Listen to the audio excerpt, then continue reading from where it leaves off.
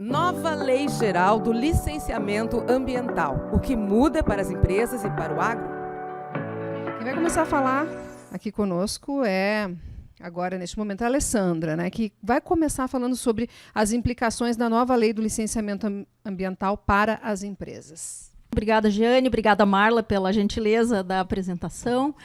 Eu quero dizer que é uma alegria a gente estar aqui hoje com casa cheia, nesse dia que é tão festivo para nós da Iurren, e para falar de um tema que, sem qualquer dúvida, é o grande tema do direito ambiental no Brasil esse ano, que é a nossa recentemente entrada em vigor, a Lei Geral do Licenciamento Ambiental. A lei entrou em vigor em fevereiro desse ano, ou seja, no mês passado, e ela traz efetivamente muitas implicações para as empresas que as empresas precisam de alguma forma se organizar para atender de forma estratégica. Antes de começar a falar especificamente do que mudou, eu gostaria que vocês retivessem 4 mensagens principais do que de fato mudou com a Lei de Licenciamento Ambiental. O primeiro ponto é uniformidade. O segundo ponto, sobre o qual eu quero conversar com vocês hoje, é a ampliação das modalidades de licenciamento, inclusive corretivo. O terceiro ponto é o fato de que há diferentes impactos e oportunidades setoriais, ou seja, as novas normas de licenciamento não vão afetar de modo uniforme todos os setores. Inclusive, nós temos aqui o nosso colega Alexandre para falar especificamente do agro, que é um setor extremamente relevante no nosso estado do Rio Grande do Sul, responsável por 45% do PIB. E o último, a última mensagem que eu gostaria que vocês retivessem, que é uma mensagem muito claramente vinda de advogado, que é o fato de que a aparente simplificação da nova Lei Geral de Licenciamento não significa eliminação de risco. Então, o que eu quero dizer com essas 4 coisas? Uniformidade. Nós temos agora, finalmente, depois de décadas, uma lei de licenciamento ambiental federal que vale para todos os entes da federação. Então, nós temos diretrizes que valem para a União, Estados e municípios. Quem trabalha com licenciamento ambiental, com questões ambientais, sabe que a gente tem esse emaranhado legislativo e esse emaranhado de competência no Brasil, que é distribuído entre os 3 entes federativos. E agora, finalmente, depois de muitas idas e vindas, muitas críticas, muita preocupação com o possível enfraquecimento da proteção ambiental, nós temos, finalmente, uma norma federal de licenciamento ambiental que deve simplificar o planejamento estratégico das empresas, no sentido de que garante aquela uniformidade que eu mencionei no meu primeiro ponto. O segundo ponto é a ampliação das possibilidades de licenciamento. Depois da sopa de letrinhas do ESG, agora a gente tem a sopa de letrinhas das novas modalidades de licenciamento na nova lei. A gente continua com licenciamento trifásico, que é aquele baseado em licença prévia, licença de instalação e licença de operação, mas agora nós temos outras possibilidades. Nós temos a LAC, tão discutida LAC, que é a licença por adesão e compromisso, equivocadamente chamada de autolicenciamento, que não é o caso. Nós temos a LOC, que é a licença de operação corretiva.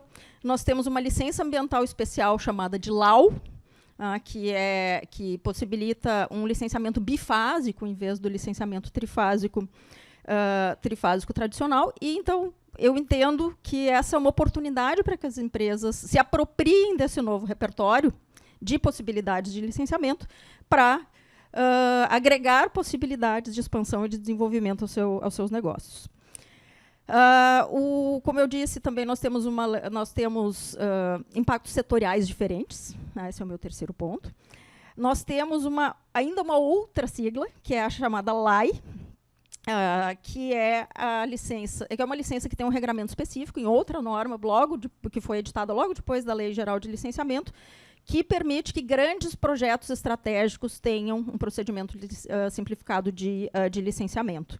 Então, isso vai afetar infraestrutura, energia, logística. Afeta também a possibilidade de dragagem de manutenção, que vocês devem lembrar que 2 anos atrás dragagem foi um tema que meio que tomou de assalto, né, as nossas discussões ambientais aqui no Rio Grande do Sul, por conta dos efeitos das inundações. Então, basicamente, a ideia é que se entenda, a partir de diferentes características e de diferentes áreas de atuação de cada uma das empresas que precisa providenciar o seu licenciamento, qual é a maneira mais estratégica de fazer isso. E o meu quarto e último ponto, que, de novo, é um ponto muito jurídico, né, um alerta de advogada, digamos assim, é o fato de que a simplificação promovida pela Lei Geral de Licenciamento não elimina por si só risco. Porque, o que eu quero dizer com isso? No licenciamento que a gente tinha antes, que era, em via de regra, tinha procedimentos definidos pelo Estado ou pelo município, no caso em que o licenciamento ambiental era municipalizado, a gente tinha uma submissão lá, de uma série de documentos e formulários que era chancelado ou não pelo agente público. Na modalidade da LAC, em que o próprio empreendedor apresenta as informações, faz o seu enquadramento e começa a operar sem a necessidade dessa chancela, o que acontece é que a responsabilidade pela correção desses dados também recai sobre o empreendedor. Então, a gente tem essa facilidade em determinadas situações, obviamente a LAC não é para todos os tipos e portes de empreendimento, mas a gente tem essa possibilidade de simplificação que permite uma operação mais expedita, mas é preciso muita cautela para que essa oportunidade seja devidamente aproveitada e que não se torne um risco desnecessário que poderia ter sido perfeitamente evitado pela empresa. Mas ela traz mais, Alessandra, a segurança jurídica, que é uma das discussões, uma das reclamações que se tem há muito tempo sobre, né, não tem segurança jurídica para os investimentos, vai perder empreendimentos. Ela traz essa segurança jurídica, apesar dos riscos? Ela traz segurança jurídica na medida em que ela traz essa previsibilidade federal, eu diria. Existia essa demanda por uma norma que fosse realmente uniformizada já há décadas, literalmente décadas, e as discussões sempre foram no sentido de que não podemos ter uma lei que afrouxe os requisitos de licenciamento, e essa ideia acabou não progredindo até agora, recentemente, a nossa lei 15.190. Então, o que eu entendo é que sim, desde que devidamente aproveitada, ela traz segurança jurídica, mas aqui eu tenho um parêntese que eu sou obrigada a fazer. A lei, obviamente, como quase tudo, toda nova norma no Brasil, é objeto de judicialização. Nós temos 3 ações diretas de inconstitucionalidade que tramitam no Supremo, questionando justamente esses pontos.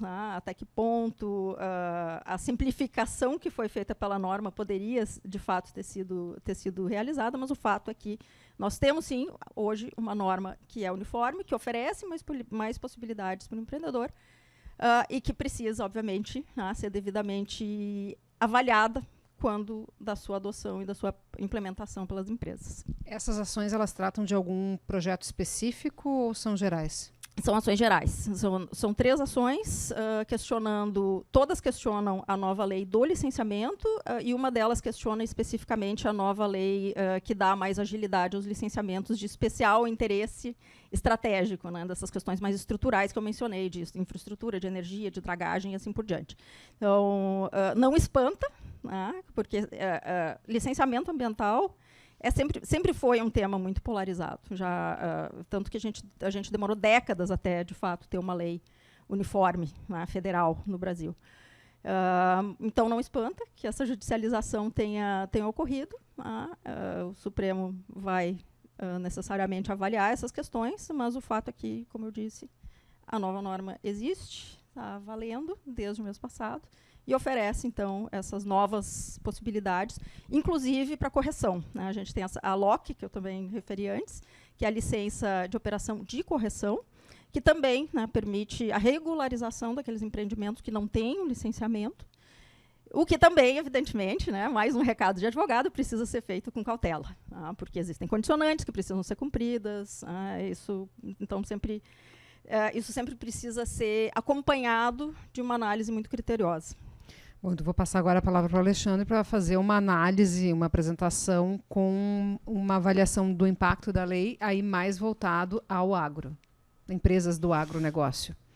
Muito obrigado, Jane. Como muito bem já introduziu a Alessandra,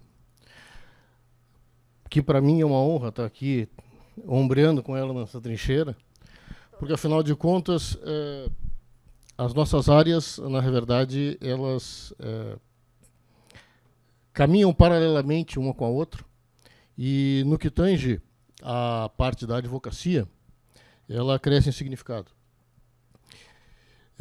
Tem alguns pontos aqui que eu vou trazer, assim, pontos mais genéricos, mas que a gente tem que levar em consideração quando a gente vai falar nessa questão do direito ambiental, da questão ambiental em relação ao agronegócio.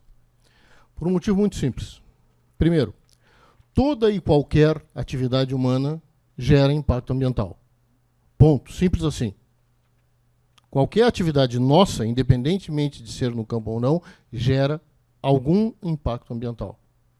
No campo, por haver um contato muito maior com a natureza, o produtor rural, naturalmente, se falhar na forma de conduzir a sua atividade agrária, ele vai estar com um potencial muito maior de provocar um dano.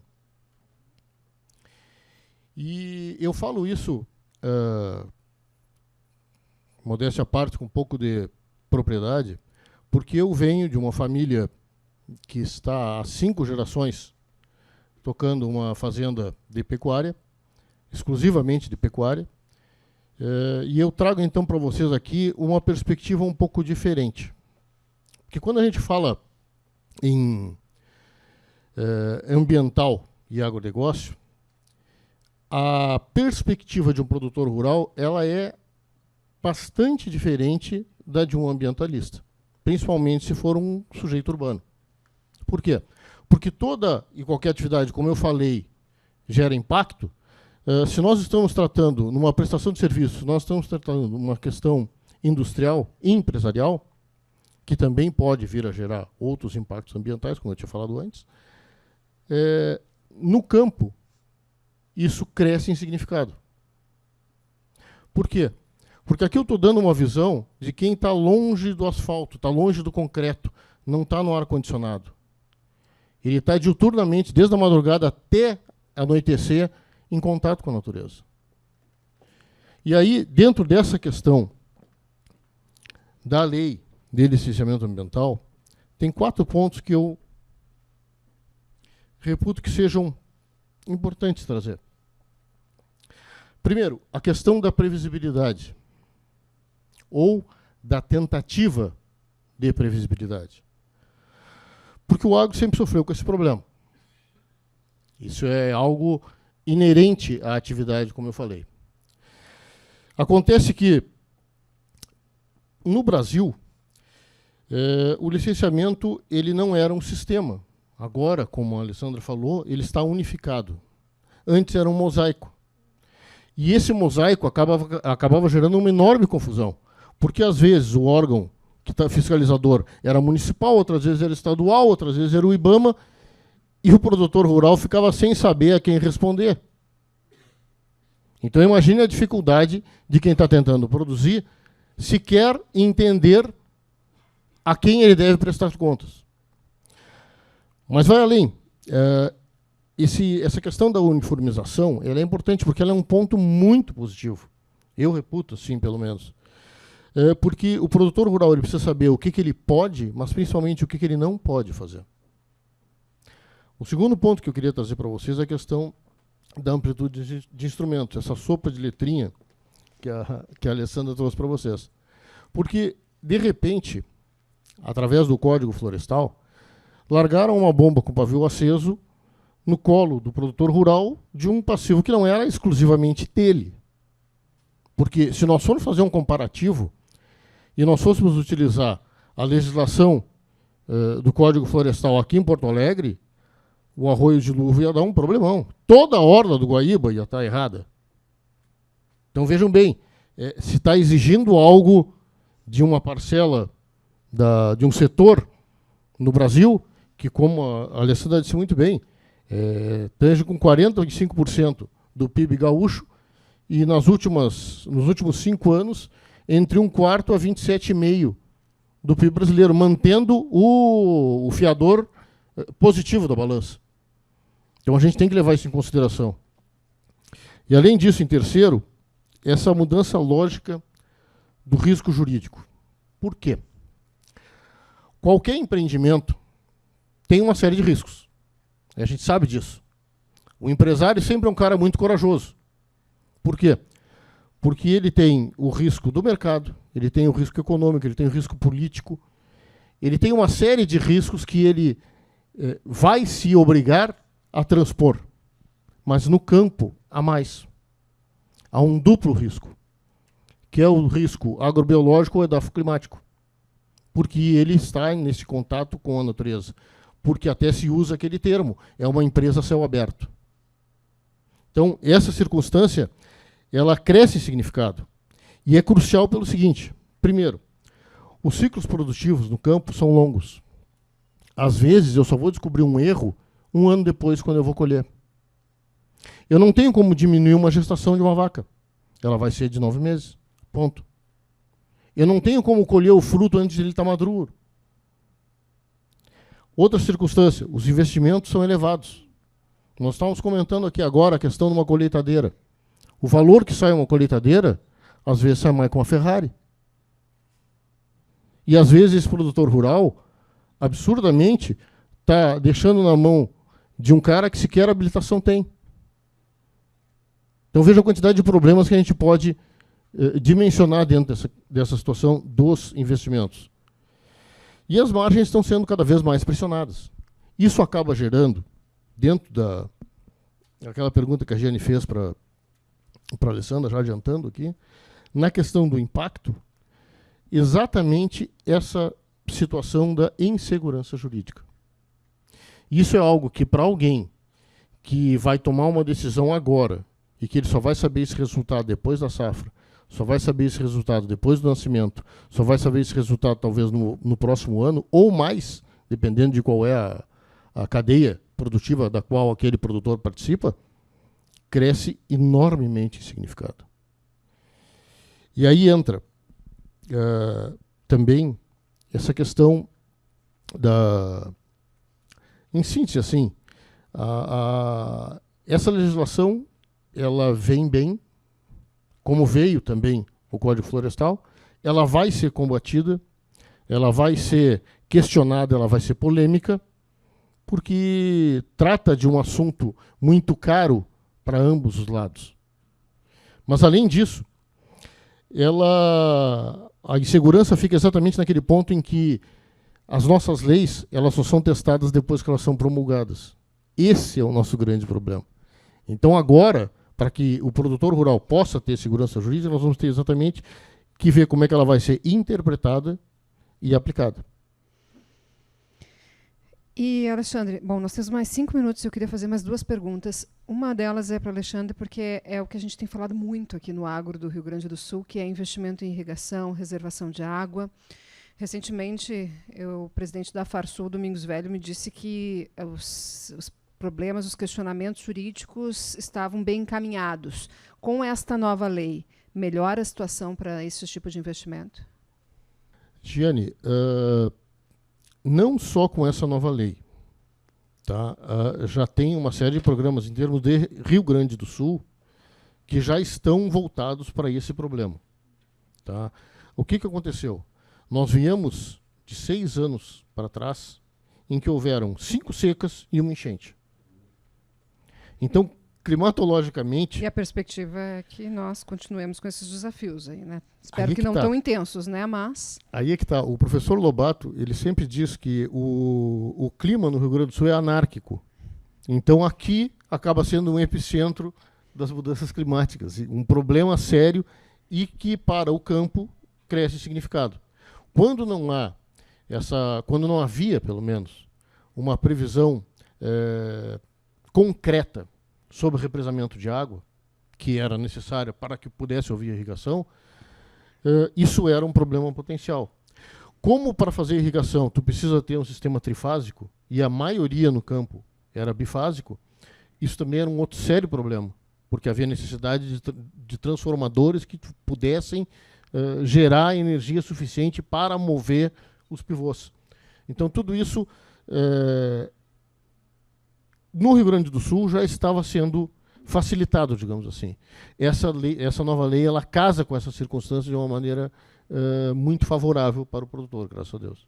Que bom. Precisamos, né? A reservação da água, né, para quem não acompanha, é essencial para que se possa fazer irrigação. Tu precisa reservar a água, porque nós temos esses períodos de muita chuva e períodos sem chuva. Bom, eu queria perguntar para os dois aí, para encerrar, de alguma forma, na lei de licenciamento, tem espaços para pedir priorização? O que pode, se tem esse espaço, de que forma solicitar essa priorização nas análises? Eu queria, antes de responder essa pergunta especificamente, fazer um adendo à pergunta da reservação de água, para dizer que em 2022 foi criado, o Domingos participou inclusive, foi criado um grupo de trabalho jurídico para justamente facilitar o entendimento dos órgãos licenciadores, tanto estadual quanto municipal, para esse procedimento de reservação de água. Então, o que acontecia naquela época é que, como não havia um entendimento uniforme daquilo que era permitido ou não, principalmente de áreas consideradas já como degradadas, o que acontecia na prática é que o órgão licenciador ambiental, o municipal, encaminhava para a orientação do órgão estadual e não se chegava a lugar algum. Então, a partir de um entendimento jurídico comum, a gente conseguiu, naquele momento, criar mais possibilidades para a ideia de reservação de água, porque, como disse o Alexandre, a gente vem alternando eventos climáticos extremos aqui no estado do Rio Grande do Sul. A gente vem alternando secas, períodos de estiagem, com inundações. A gente sabe que a gente tem uma previsão de El Niño, sem querer soar apocalíptica, mas a gente tem uma previsão de um El Niño intenso nesse ano, uma coisa que a gente vem discutindo também no Comitê Científico do estado do Rio Grande do Sul. E a gente precisa, de alguma forma, pensar em adaptação também. E todos os setores têm essa necessidade de adaptação às mudanças climáticas. E uma coisa que, às vezes, é esquecida pelo setor privado, pelo empreendedor principalmente, é o fato de que, pelo menos desde 2023, nós temos uma norma que editou a nossa norma de prevenção de desastres federal, que é a 14.750, dizendo, olha, toda empresa privada precisa ter um plano de contingência de desastres.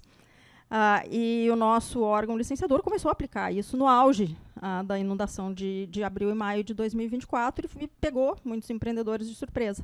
Então, realmente, todas essas questões relacionadas a eventos climáticos extremos, elas vêm de mãos dadas, né, com esse tema geral que a gente está discutindo, que é de licenciamento, porque as condicionantes, às vezes, têm a ver com isso, e, como disse o Alexandre, tem outras normas que exigem essas providências. Vou passar para o Alexandre para responder a pergunta original da Giane e depois eu retorno. A gente tem como priorizar, né? Porque a gente tem que mais uns minutinhos só. Giane, eu vou te responder de uma forma mais abrangente, na realidade. Eu não teria preocupação com a priorização. Eu teria mais uma preocupação... A preocupação anterior era a seguinte: quando eu vou conseguir o licenciamento? Agora a preocupação é, se eu conseguir o licenciamento, ele vai vigorar por quanto tempo?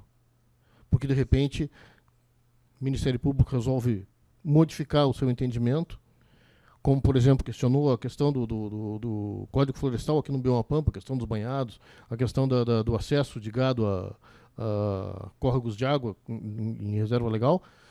Eu acabo gerando um atraso que até hoje não se tem o cara homologado aqui no Rio Grande do Sul. Então, o problema maior não é a priorização. Se for feito no tempo normal, que está previsto em lei, já é suficiente. O que mais nos preocupa enquanto operadores do direito é exatamente o quanto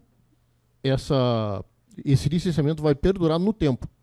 Como é que vai ser a resposta das autoridades ambientais em relação a esse licenciamento. Que é uma preocupação que entra naquilo que nós falávamos antes, que é a segurança jurídica também, né? Muito obrigada, então, Alexandre, Alessandra. Muito obrigada pela participação aqui no nosso painel. Tenho tempo para falar ainda, para responder a última pergunta, ou já excedemos? Vamos para a prorrogação rapidinho, Marla, bem rapidinho.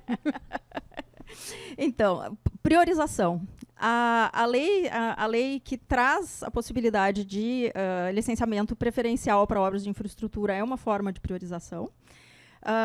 E o próprio licenciamento por adesão e compromisso também é uma forma de priorização, porque, claro, desde que o empreendedor tenha condições de dar aquelas informações de maneira sólida, ele vai conseguir obter a sua licença por autodeclaração, por assim dizer, de forma praticamente imediata. Mas eu concordo plenamente com o que disse o Alexandre, que no direito o objetivo é sempre conciliar celeridade com segurança jurídica. A gente precisa trilhar de forma precisa esse caminho do meio para que a gente possa fazer boas escolhas sob o ponto de vista jurídico. Tá ótimo, muito obrigada. Obrigada pelos ensinamentos, né?